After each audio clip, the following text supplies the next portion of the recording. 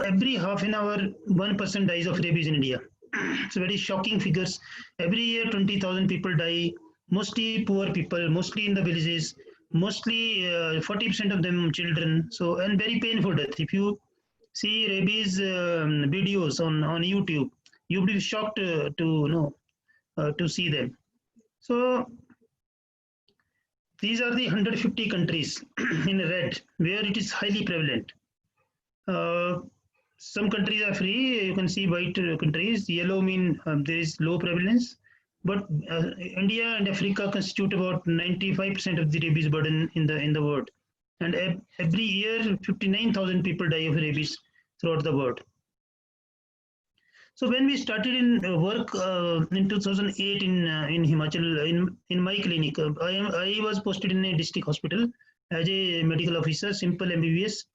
So at that time I saw people dying of rabies, so I wanted to do something for them.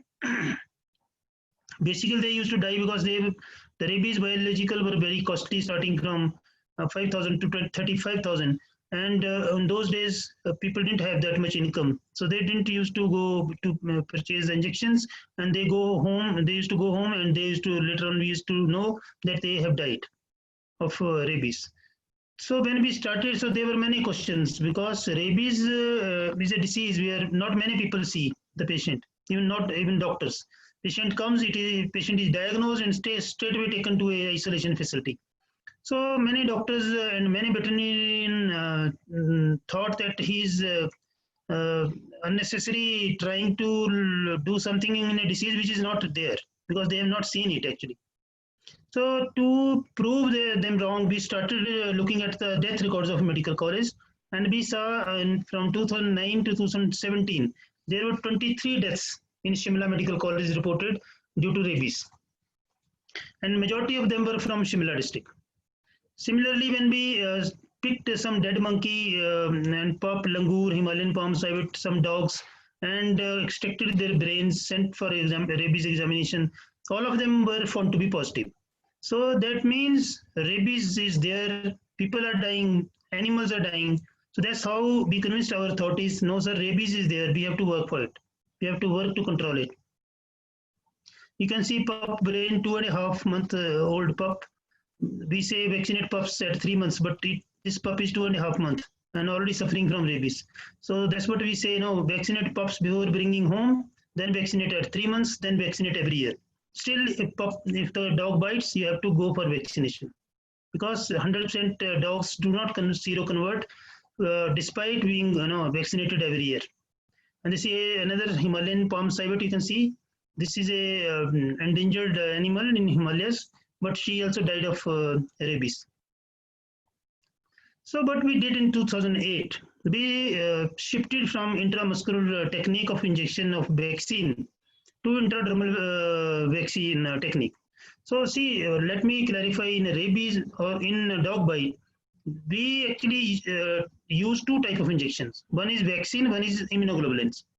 So vaccine is a antigen that we give, and then antibodies are formed after 7 to 8 days. But we give immunoglobulins into the wound to neutralize the virus. They are ready-made antibodies because 7 days window period, if there, then rabies can happen despite vaccination.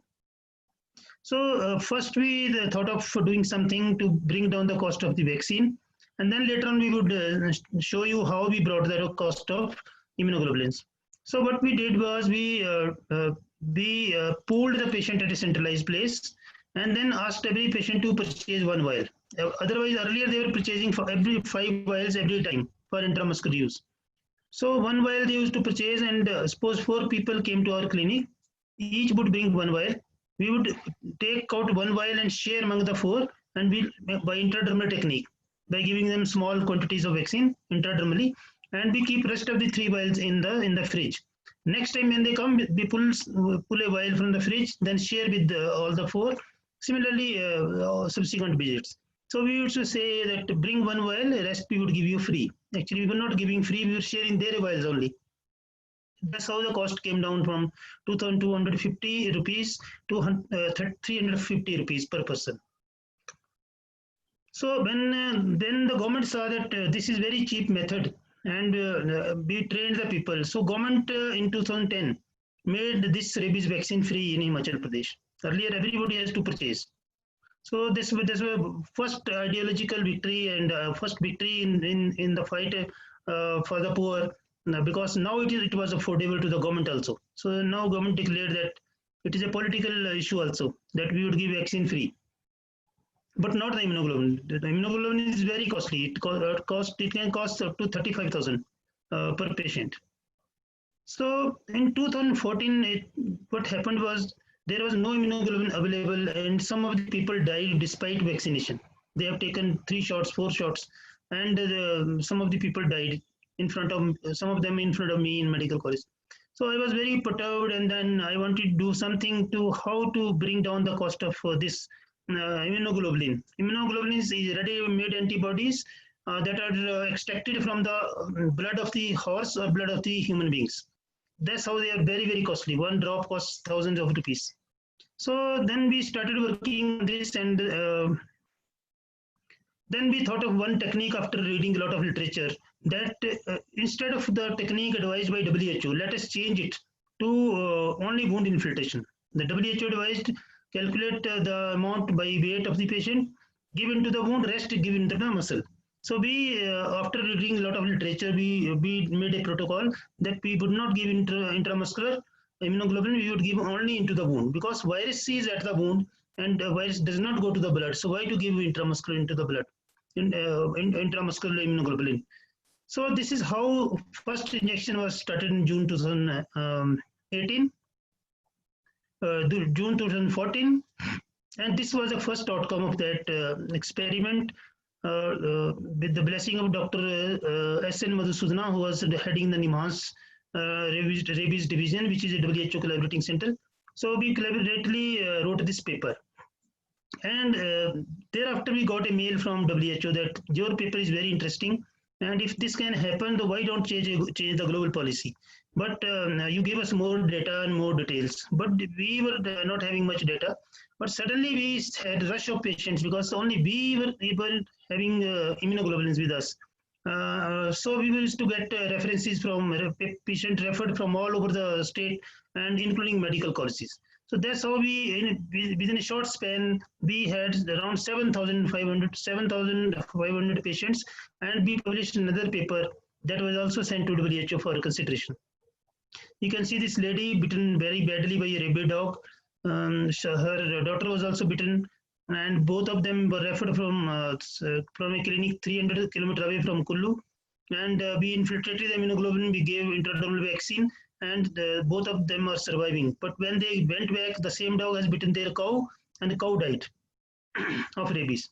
So this was the incident that gave us a lot of confidence, because this was a biological experiment done maybe by God's will, that yes, you are on the right track.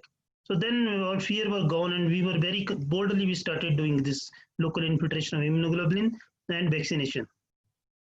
These are some of the patients who were bitten by laboratory confirmed rabies dogs, and they all survived with our protocol, which was very, very low cost and very, very effective. Among them is 2-year-old girl that was bitten by perinolaria and just given few drops of the immunoglobulin and given intradermal vaccine, and all of them are still surviving. So you can see the blue line, the old method recommended by WHO and the new method developed by us in Himachal Pradesh. So you can see the exponential decline in volume of the immunoglobulins, and similar exponential decline in cost of the immunoglobulin to the patient. So now we have a situation where PEP is free, immunoglobulin is free, vaccination is free, and we hardly has 1 or 2 deaths due to rabies in Himachal Pradesh now, because and only deaths are only in those patients who don't go for prophylaxis, who don't go for injections at the government facility. Now you see, when the vaccine was made free by government, there's the total number of people who used to go for injections due to dog bite was 11,412. And this figure, when the immunoglobulin and vaccine both became free, you can see in 2017 figure 4 times higher to 42,000. So 4 times increase in people getting prophylaxis, and similarly death came down to almost zero.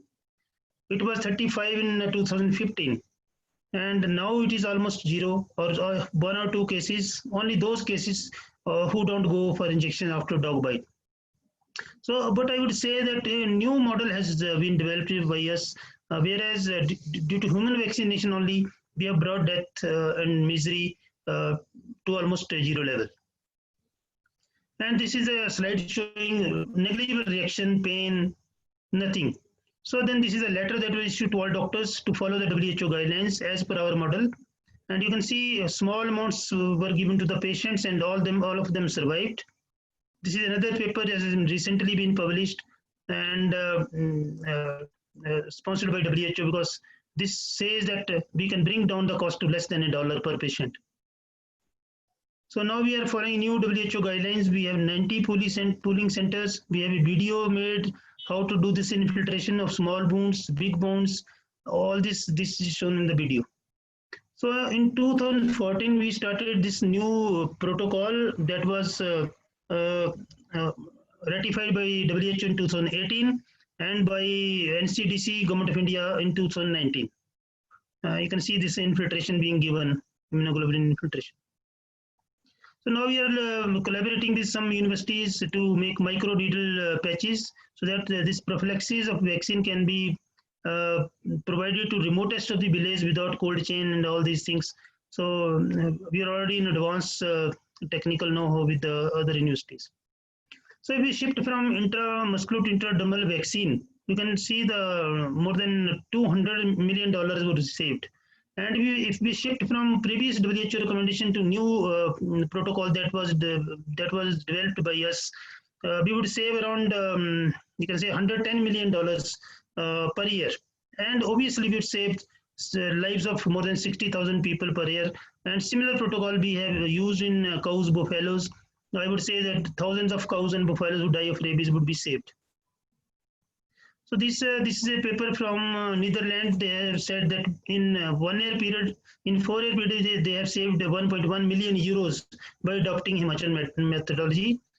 This is Thailand paper. 13 lakh whatever saved in one clinic in 8 months by adopting to Himachal model. This is a paper from Pakistan. They have said in one clinic, in 1 year, we have saved more than $4,000 US, which is a huge amount for Pakistan, people in Pakistan. So this is a Sri Lanka document that shows that they are going to adopt it. Still, they have to calculate how much lives and money they have saved. So now we want this Himachal model to be replicated throughout the country, especially high incidence states, UK, Uttarakhand and Chhattisgarh, then Bihar, UP, Delhi, Andhra Pradesh, Odisha, similarly throughout the India, so as to make India rabies free by 2020. Already Government of India is doing a lot of work. We are in consultation. We are making draft policy documents, and we are very, very hopeful that with our model, with at similar cost, we would be able to bring down the rabies death to zero, almost zero by 2030 as advocated by WHO. Thank you.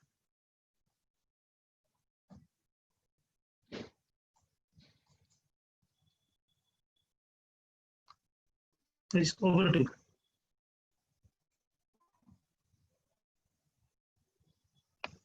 Thank you, Dr. Amish, for that interesting session. So there is a question in Q&A. Dr. Girija Ramamurthy has a question. Do you recommend RUG for small bites and scratches?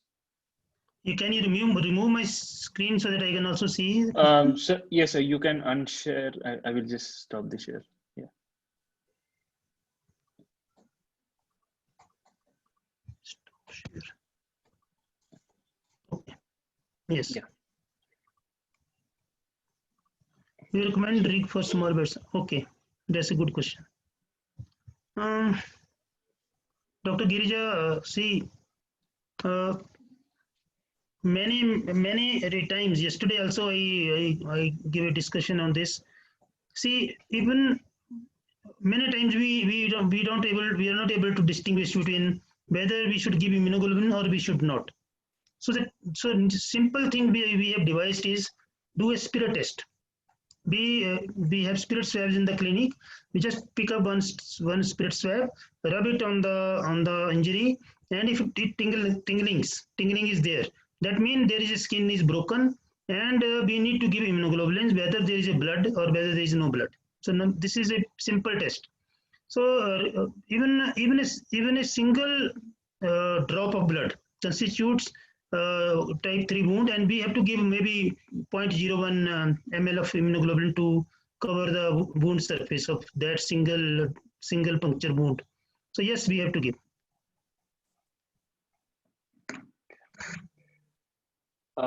Mr. Manoharan has raised his hand, so I believe he has a question to ask you. Mr. Manoharan, you can talk.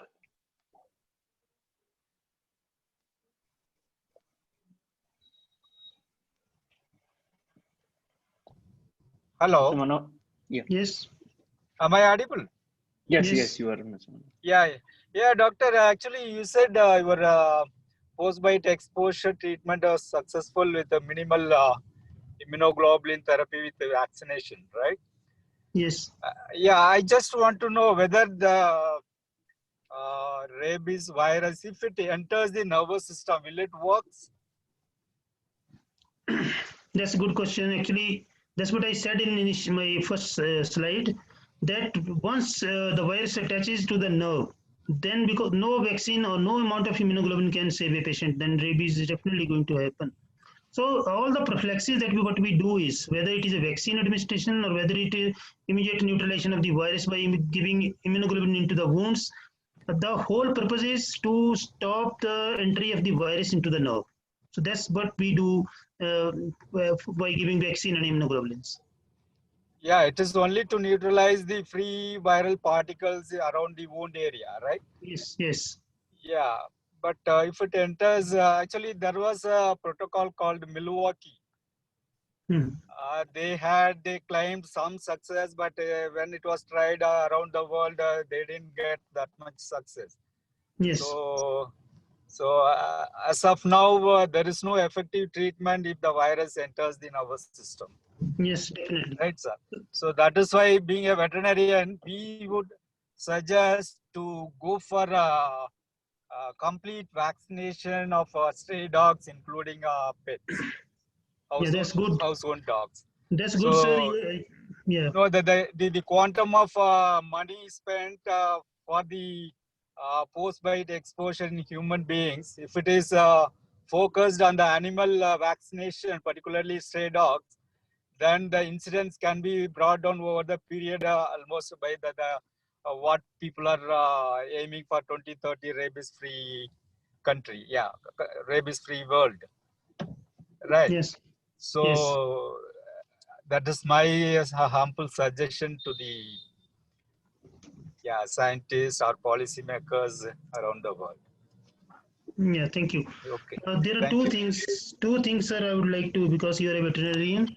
Number one, in India, many programs, including Shimla, for the last 20 years, I see ABC program running in Shimla. It has failed. So this program to vaccinate dogs as recommended by WHO has failed, at least in India. And that's what we came out with a new model to vaccinate each and every human being to at least save their lives until we are able to vaccinate all the dogs. Number one. Number two, you would be surprised to know that we started the same protocol on cows, buffaloes in Himachal Pradesh. We started giving intradermal vaccine, rabies vaccine to cows and buffaloes. And at the same time, we started giving minute amount of equine immunoglobulin to these cow and buffaloes where they are bitten, including horses. And to our surprise, all of them, 100% of them, even bitten by lab-confirmed rabid dog or lab-confirmed rabid mongoose, they all survived. So this is the first animal protocol of intradermal vaccination and local equine rig infiltration into the wound. That is the first protocol of the world that has saved each and every animal despite being bitten by lab-confirmed rabid dog or lab-confirmed rabid mongoose. Yes.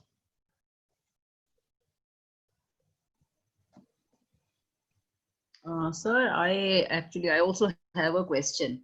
Ji what is the efficacy of pre-exposure vaccines? Like nowadays, sometimes some of my friends told me that doctors are giving pre-exposure vaccine, rabies vaccine to small children as well. So what is, if the pre-exposure vaccination is given, what is the efficacy? What is the duration of that vaccine? For how long does it cover a small child? And if the dog bites a person who has a pre-exposure, so what are the chances of, if a rabid dog bites, so what are the chances of getting rabies or not getting rabies?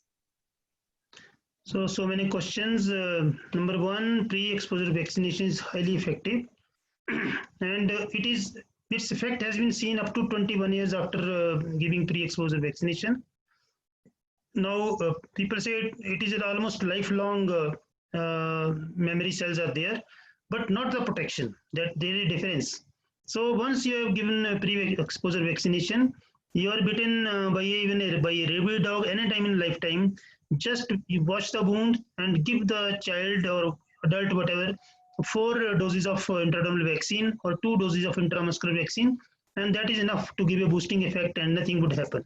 Like total protection. That's why IAP in India has recommended pre-exposure vaccination to the high-risk children, especially those have pets at home, or those have stray dogs around. So it is highly recommended to give pre-exposure vaccination. It is very effective, but you have to take a booster when you are exposed again. And also another question. Actually, some of my family member was bitten by a dog, and we gave only the intramuscular vaccine, 5 vaccines intramuscular according to the schedule.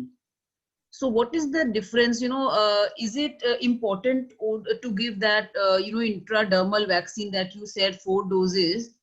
Or is it okay? Or what is the categorization? How do we categorize or assess if the intradermal should be given or intramuscular should be given?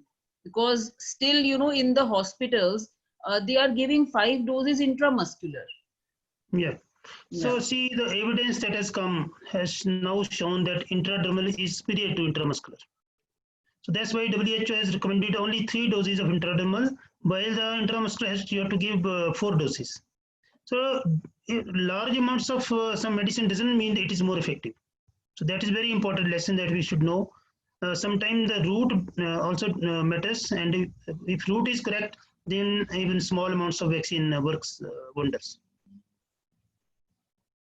So intradermal is better option.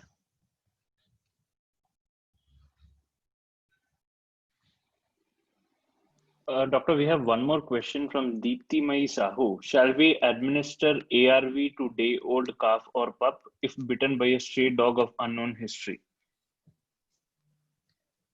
Yeah, surely we should. If stray dog has bitten, we should surely give a vaccine. That's what I was telling earlier. Rather, we are giving small amounts of immunoglobulin also into the wound, so that in case it is bitten by a rabid dog, the virus is neutralized and the calf is or dog or animal is surviving.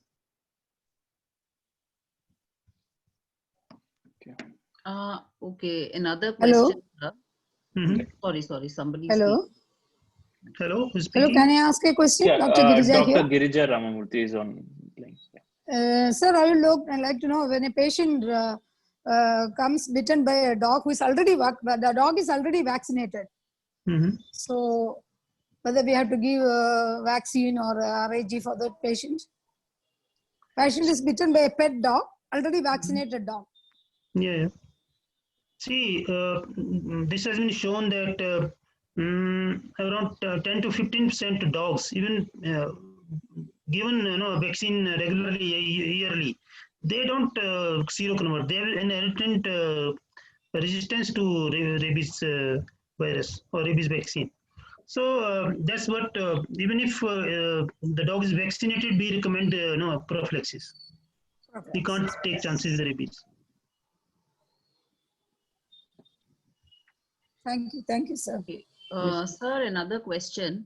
What about pre-exposure vaccinations for animals? Like if somebody has a dog at home and also has cow or buffalo, And if they vaccinate their cow and buffalo or other mammal of warm-blooded mammal at home with the pre-exposure rabies vaccine, so will it cover the animal if it is bitten by a rabid dog?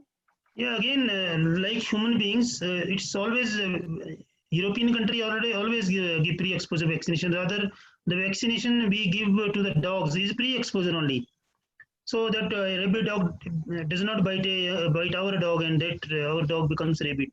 So this is a pre-exposure only. So we can give pre-exposure similarly to cows, buffaloes. But only thing is when they are bitten by any animal, any other animal, we have to give them the booster vaccination like human beings. Or otherwise, pre-exposure alone won't protect. Okay, sir. Also, another question that nowadays some companies are, producing these oral vaccines for dogs, oral rabies, some tablets or something which can be given to stray dogs at bigger scale. Do you have any study or any information on that, or how effective are they? Because some of the companies have approached our organization that they wanted to test this in India, and uh, um, they wanted to collaborate on certain with some organizations who are working on rabies. So what do you think is the efficacy of that oral vaccination? Is there any study on that? See, I know Mission Rabies working in India, and they are stressing also on oral vaccination of dogs in India.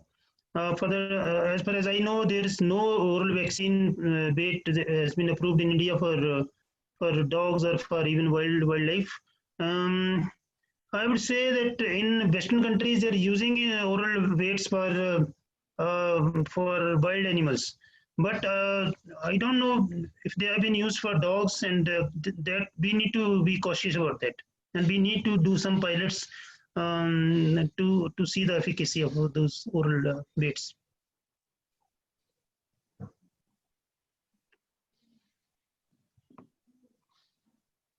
Yeah, but another question I can see from Jahara. As we know, rabies infect all warm-blooded animals, so it infect dog more than others. No, it's not the case that dogs are affected more than others. The problem is that dogs keep on roaming around. So they are interface between human habitations and I would say wildlife. So they are interface between the two. They would come to human habitation. They would go to the wildlife also. So it's there they get infected and bring the infection from wildlife to the human habitations. So no other animal is there that roams as much as the dogs roam around. So that's how they got more effective than other animals.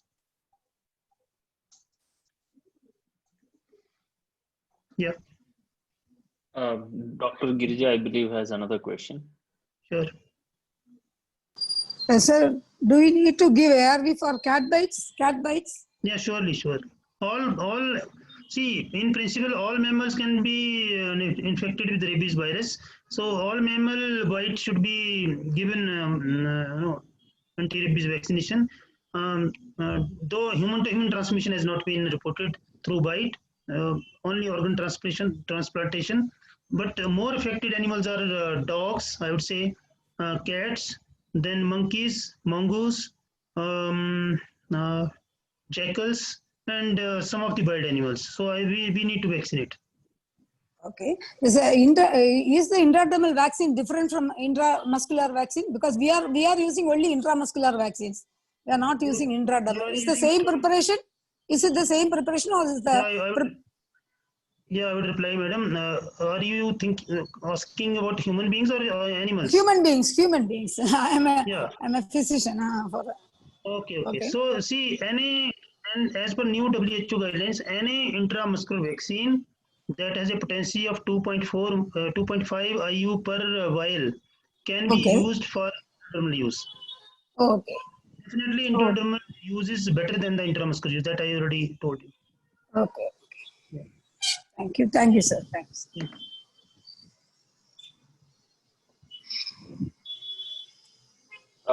So there is one more question. If at all we have to vaccinate a ruminant, how much amount of vaccine should be given?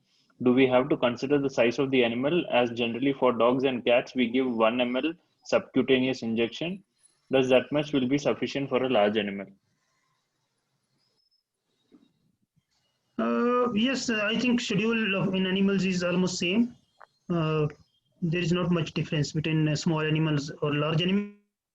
As in for a child, 1 year age, or for a 90-year-old, we have the same doses. So there is doses same. Okay.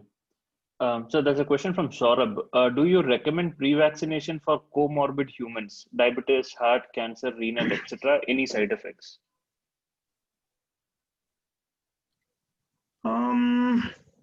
See, this is the rabies virus, is not a coronavirus. So I won't say if they have a more risk of being bitten. See, if they have a dog at home, they are going around, stray dogs. Obviously, maybe then. Otherwise, not. If no risk is there, then no need for pre-vaccination. Okay. And Dr. Savjit has raised his hand. We'll just do one more round of questions and then. Yeah,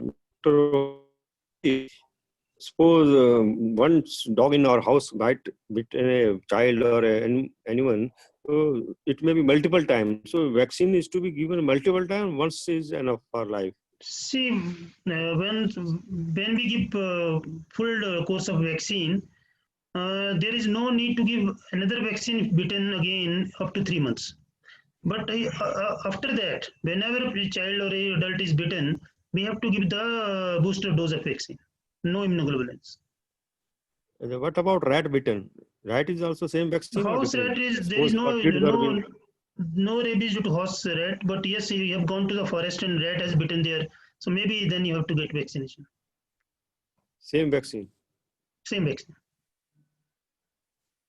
Okay, thank you. Yes. The last question we will take from Dr. M. Ramamurthy, who has raised his hand. Okay. Can you hear me, sir? Yes. Sir, one doubt. This is with reference to the question asked by Dr. Girija Ramamurthy. You said about that when a pet dog which has been vaccinated bites a human being, that person also has to be vaccinated, you said. Then what is the use of giving vaccination to the dog? If it is going to give again vaccine, you are going to vaccinate the person also. What is the effect of the vaccination given to the dog? And why is it vaccinating? Yeah. So is it only for the dog? See, there are two things why we vaccinate the dogs.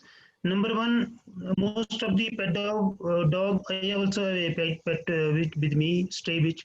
So they, while you take them out, they interact with other dogs. So there is very likelihood that they get rabies from a stray dog. So number one, this is the protection not only of our pet dog, but further to us. So that is one thing that we should vaccinate our pet dogs. The second thing is that because if we have facility of getting our pet dog blood examined for protection, so then we don't need any vaccination. But since we don't have a facility, of getting our dog's immune status checked, so we can't take a risk, and that's why we have to get vaccinated, because there have been incidences. There have been incidences when a dental doctor in Taiwan, she was bitten by her own pet dog, that was vaccinated regularly, and she was pregnant and she didn't went for prophylaxis, and she died after 1 month of bite. So there are incidences. That's what we don't want to take any risk. That is it. If you don't vaccinate your pet dog, the risk is more. The risk is 90%. If you vaccinate your pet dog, risk maybe 10 to 12%. That is the thing. So this is definitely not 100% protective. No. I see. Okay. One last question from Deeptimai Sahu. Deeptimai, if you want to take, you're on mute right now.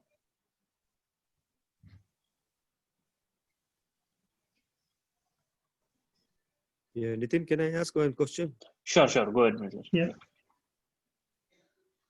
Yeah, Dr. Umesh, when I was a small boy, I was bitten by a dog. Then it was told if dog is not dying, no need to go for a vaccination. If it is dying or going mad, then vaccination is mandatory.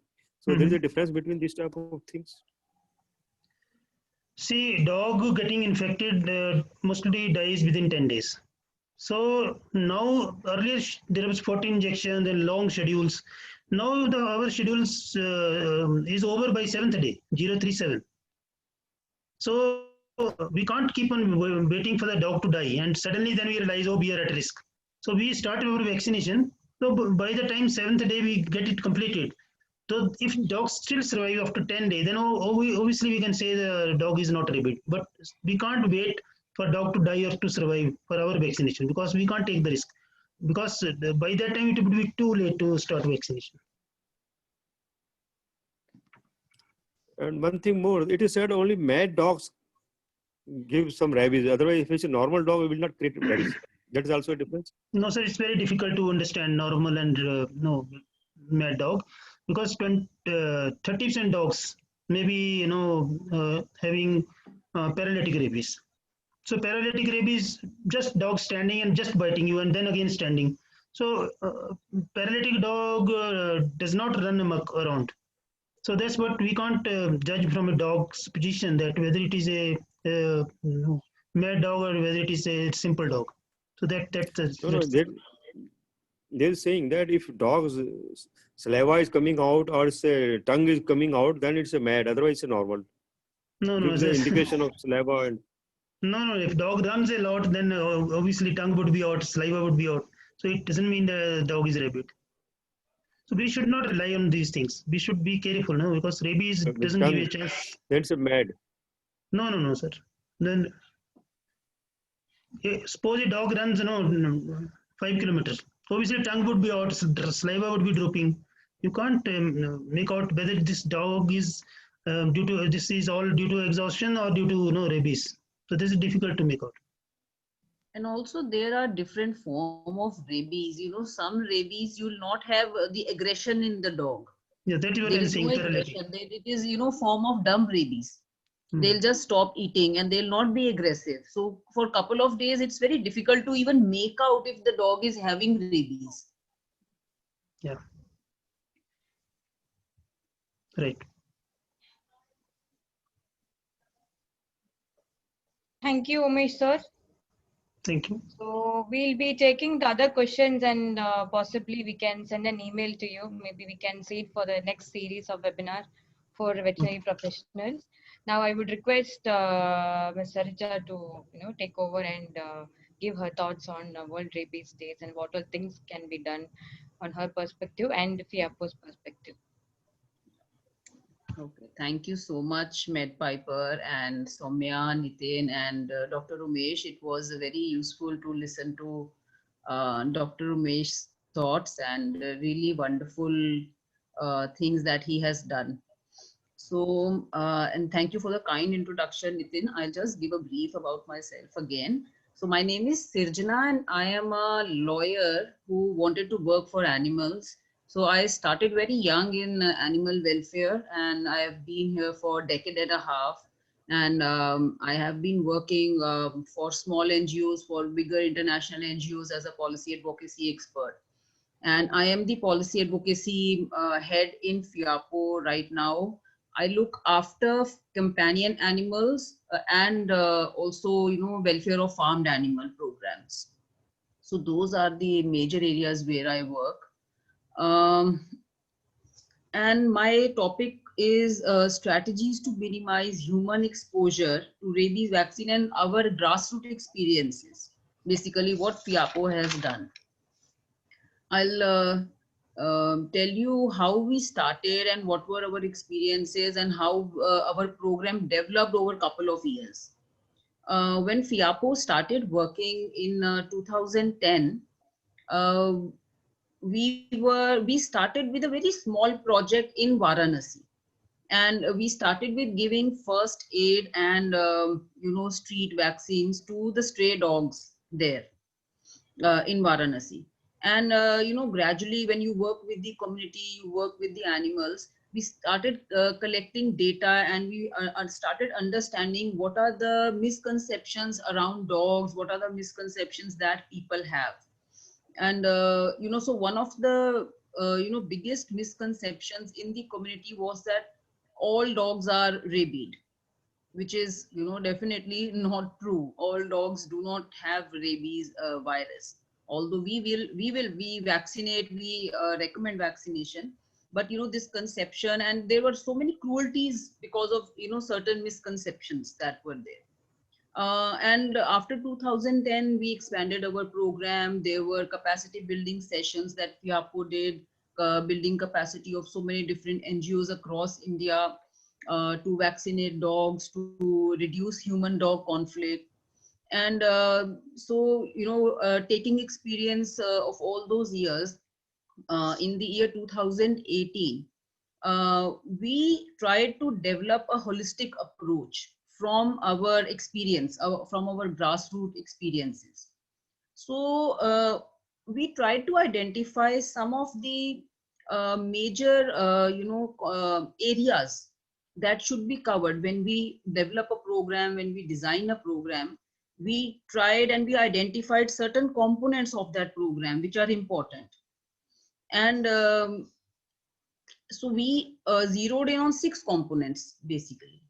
So those components were education in schools, counseling in hospitals, counseling of dog bite patients, then on-site first aid of dogs, and community engagement, ARV vaccination of dogs, of the street dogs, and ABC, animal birth control programs. So those were the 6 areas that we identified that were important if we want to reduce human-dog conflict.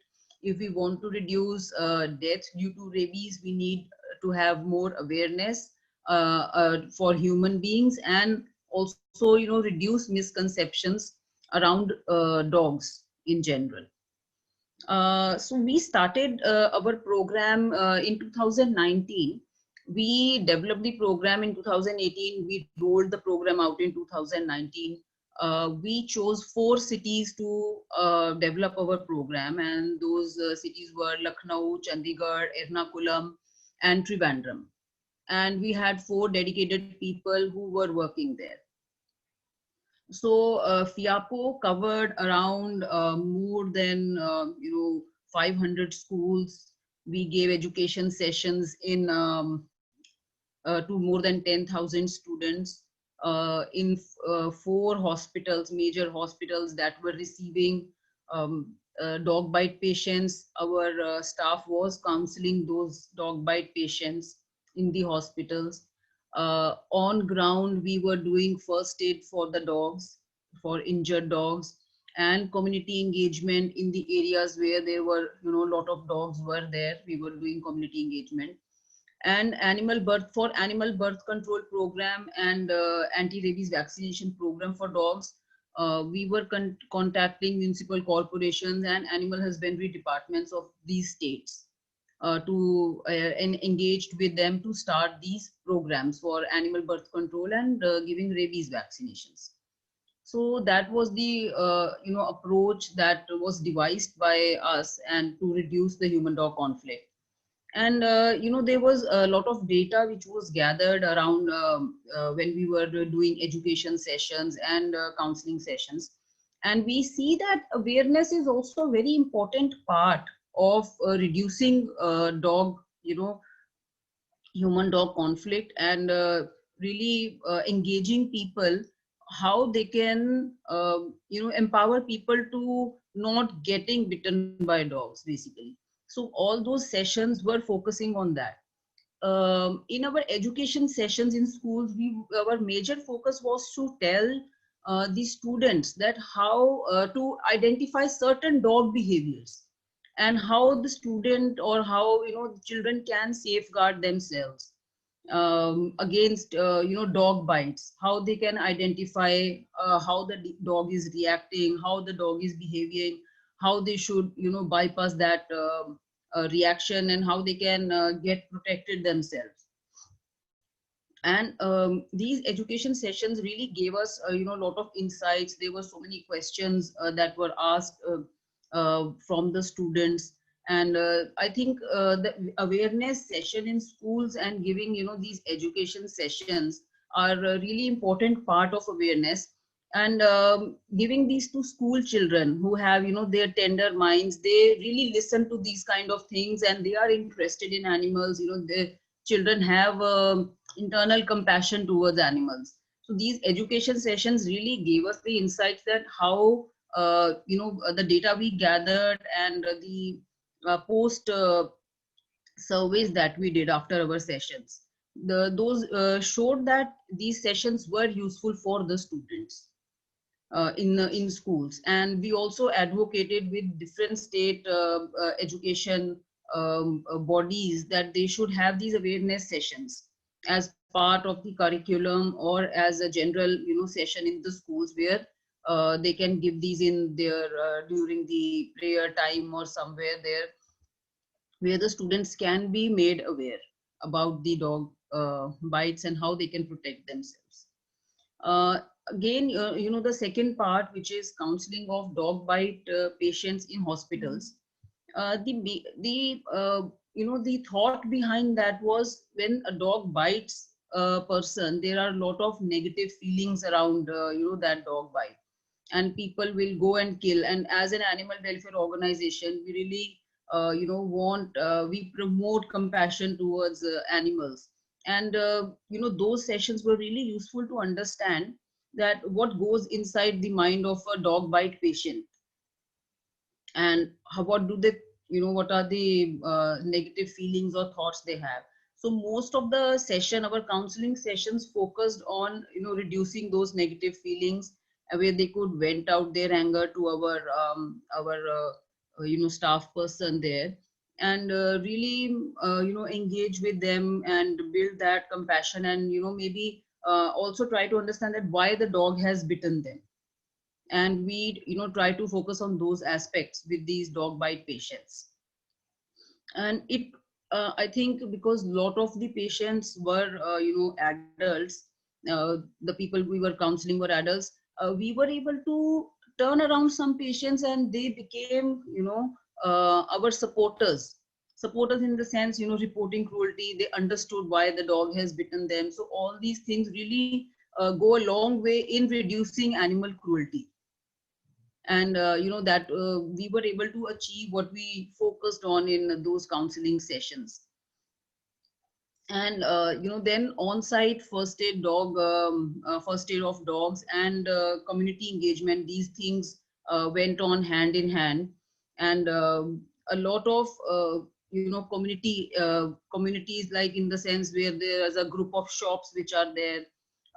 There were a lot of dogs which roam around in these shopping areas, or small vegetable shops, or some meat shop. We were doing the community engagement sessions in those areas, doing first aid for animals. And our staff was going touching the dog in front of these people. And those kind of interactions reduced the negative thoughts that people had around dogs.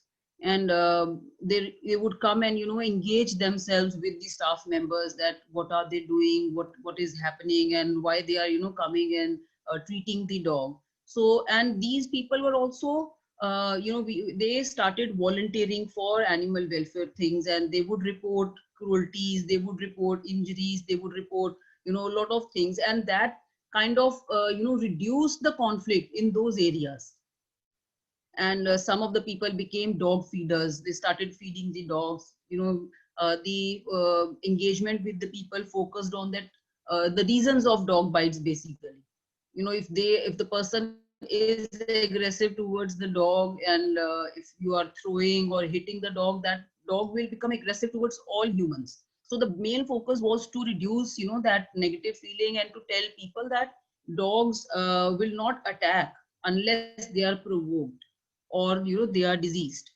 And those really give us a lot of good insights around communities, and how really you can build a community to be animal friendly, to be dog friendly. And for anti-rabies vaccination and animal birth control programs, we engaged with a lot of local NGOs. We engaged with government departments. We were not doing it directly as FIAPO due to resource constraints, but we really focused and on those aspects and engaged with the government.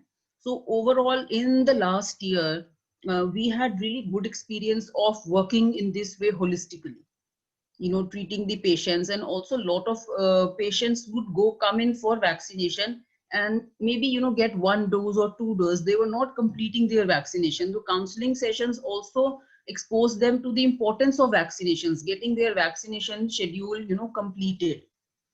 Another important, sometimes when you work and you engage with people, we also found very strangely that a lot of doctors were vaccinating patients on the hip, which is, as per the protocol, the rabies vaccination for human has to be given in the arm and deltoid muscle. And it also, showed that there is some gap in the medical profession, wherein a lot of doctors were giving vaccinations, which are not in an inappropriate way. And giving a vaccination on hip is not giving vaccination at all, basically, if you give a rabies vaccination. So we also, want to, we highlighted this thing with the NCDC, and we wrote letters and, did a lot of advocacy around it. So there were, all these new insights that we got when we developed this holistic program, basically. And I think, as an animal welfare organization, definitely our focus was on, reducing the human-dog conflict. And it was more animal-focused approach, but we tried to make it holistic through, human engagement in a different way in schools and in counseling sessions. So as an organization, if we want to recommend something, it would be, to have a holistic approach. As Dr. Umesh said, that it is very important. And I also personally feel it is important to have, vaccination for humans. And but there are, good case studies in Goa, in Sikkim, where mass vaccination of dogs has been, very useful in reducing the incidences of rabies. So I think a collaborative approach for humans, as Dr. Ramesh said, and if there is a mass vaccination for dogs at state level, at district level, I think this a collaboration of approach would reduce the incidences and reduce our rabies deaths significantly, and ultimately bring it down to 0. So, those were our experiences that I wanted to share. Thank you.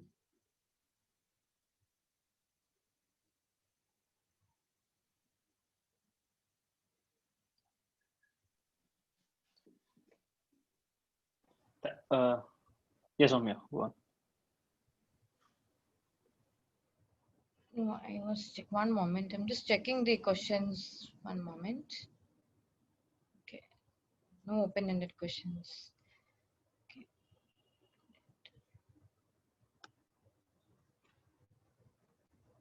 So Nitin, I think we don't have any questions at the moment. So do you think that we need to summarize the entire session and we need to, okay.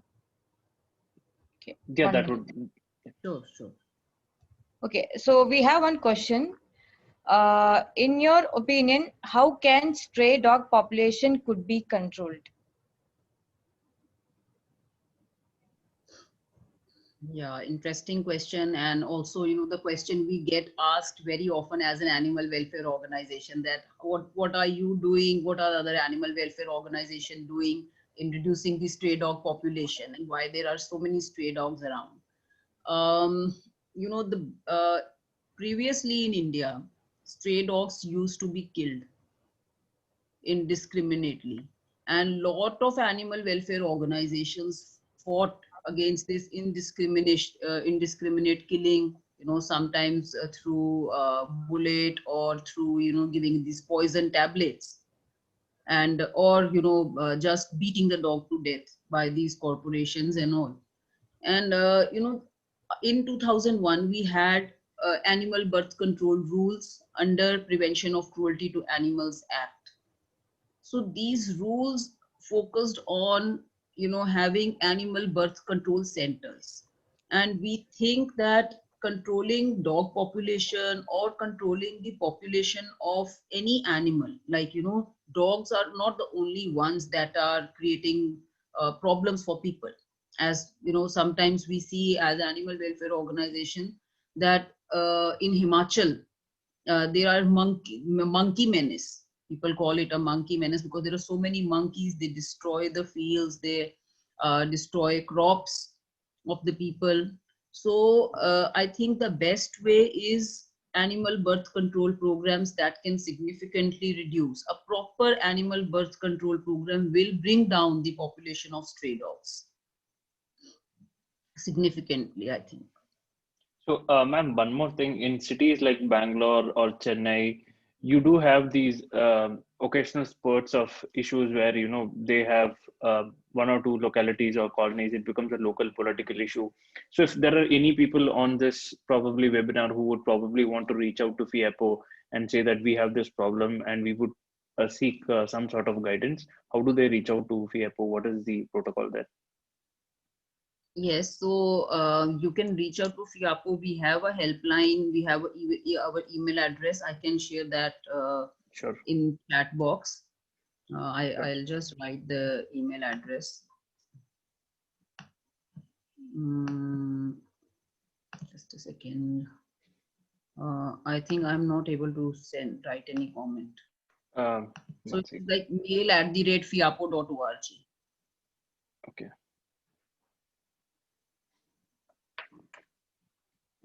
Sure, we'll share it across after the webinar with everyone on the call. There's a question: in metro cities, strays are constantly on the rise, but still, even after ABC, the strays persist and rabies persist. What's your opinion?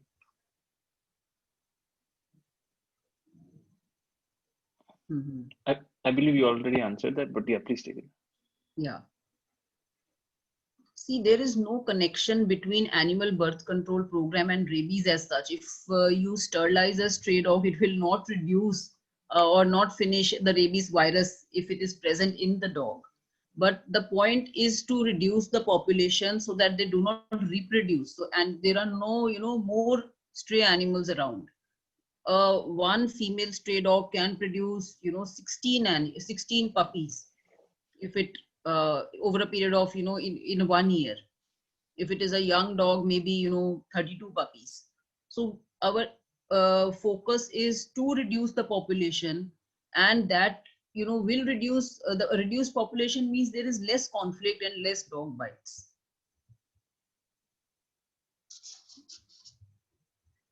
And also, animal birth control programs are not taken up in that, holistic way right now.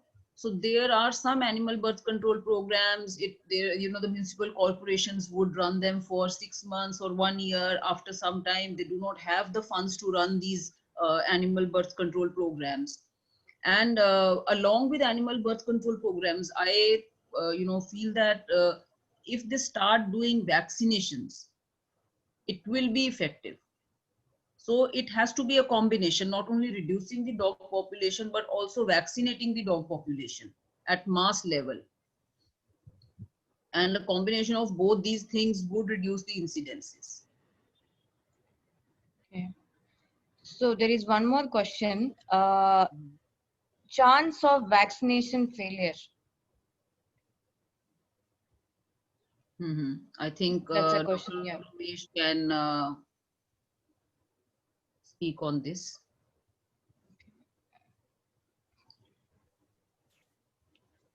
Thank you, Sarjana. I'm very impressed with the work you are doing and very impressive insight into animal. Sometimes we also get irritated with so many dog bites around in our clinic. So this question regarding vaccine failure, I already told you. Even regular vaccination of dog, there is 10% chance of failure. So that is there. So that's what we recommend vaccination of human beings even after their pet dog bites them. Another question I could see, somebody has consumed raw milk of a rabid cow. Later on, cow dies due to rabies. Now, what should be done? So I tell you one thing, new WHO guideline 2018 has clearly stated that they have not found any virus in the milk of the cow buffalo. So no prophylaxis is recommended. So don't waste the vaccine and don't waste your man days for getting vaccination. There is no virus in the raw milk of a cow. Even if you have taken raw milk, nothing. And obviously boiled milk won't have it at all. So there is no question of taking any prophylaxis after you have drunk or you have ingested raw milk of the cow or anything made of raw milk of cow or buffalo, and that turns out to be rabid later on. Thank you. Okay, Nabeen Kumar has a question. How can I start animal welfare organization? For Nabeen, I would like to tell you that we are having another webinar. FIAPO is having the webinar on 2nd October, how on animal shelters, how you can start animal shelter and what are the various procedures and everything. So please join us on, you can go to FIAPO's Instagram page and see on FIAPO's Facebook page, and you can find, the link to the webinar there. So we are having that webinar on 2nd October. So you will get all the information you need and access to people who have their animal welfare organizations. And we have one more question from Mr. Saurabh. Mumbai Municipal Corporation does an annual vaccination program. Can FIAPO work with local NGOs to collaborate on vaccination programs across cities?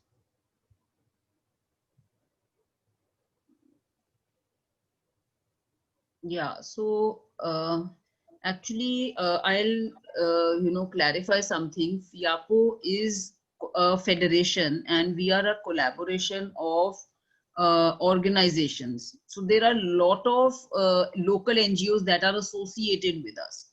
We primarily do the policy work that is required to be done. So we are more focused on resolving the problems through the policy approach. But definitely, if you want to collaborate with FIAPO, we can put you in touch with our local organization in your area. And also we can tell you the process of how to engage with municipal corporation and the district authorities.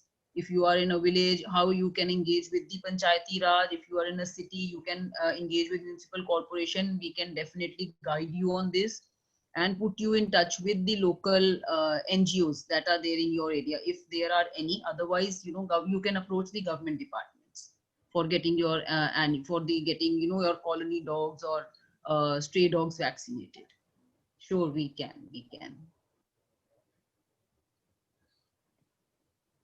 I guess Nabeen Kumar has a question which Dr. Umesh just answered.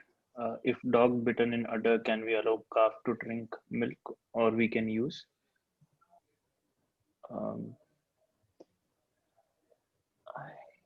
guess that's it. No more questions we have. So thank you, Srijana, and thank you, Dr. Umesh, for your time. And it was really a great experience having both of you here. I believe it was super valuable to all the participants today. And yeah, it was great having you. Thank you. Thank you. Thank you, Nitin. Thank you, Dr. Umesh. Thank you, ma'am. Thank you very much. Thank you. Thank you, sir. Thank you. Thank you. Okay.